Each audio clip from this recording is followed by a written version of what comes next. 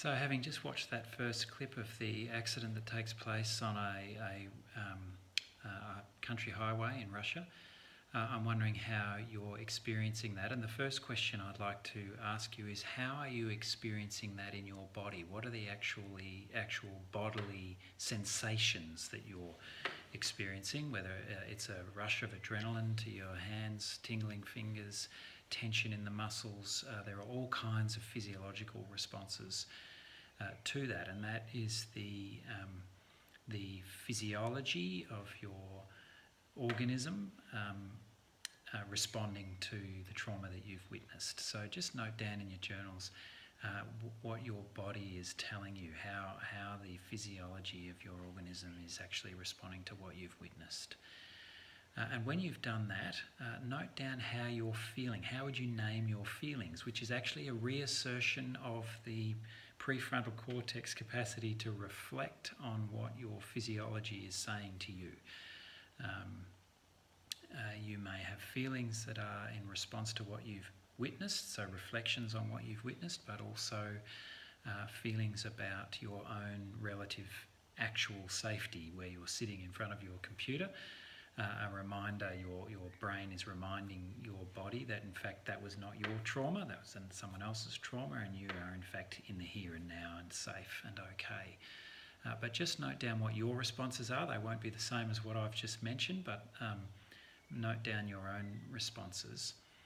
And then when you've done that, reflect on what you witnessed and reflect on where you think the seat of spirituality of trauma is in that clip. So you can see obviously the violent car crash, the event that takes place.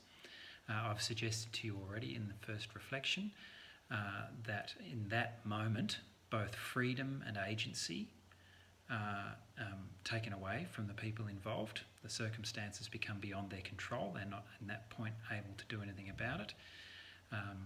And so their agency is lost in that sense. But also reflect on how their dependence, their attachments become problematic as well. How do they relate to one another? How do they start to make sense of the situation? Are they safe even after the accident? Notice traffic going past still. Notice people wandering apparently aimlessly, lots of hands on heads. In particular, I'd like you to reflect on the experience of the person in the back seat of the car immediately in front of the camera.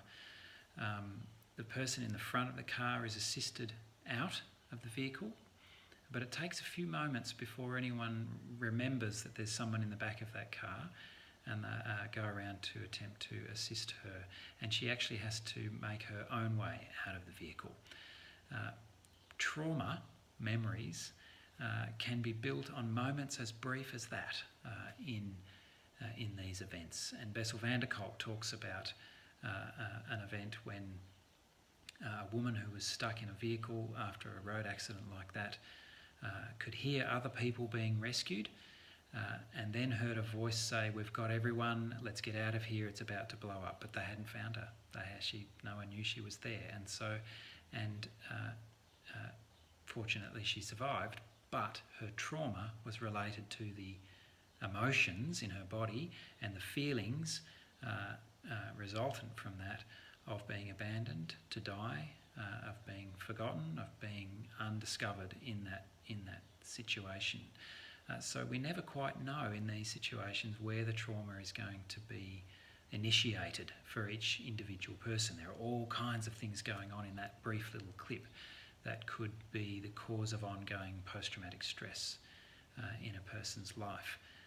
You would have noticed that woman walking off on her own after that, and my heart and reflection was with her predominantly in that clip.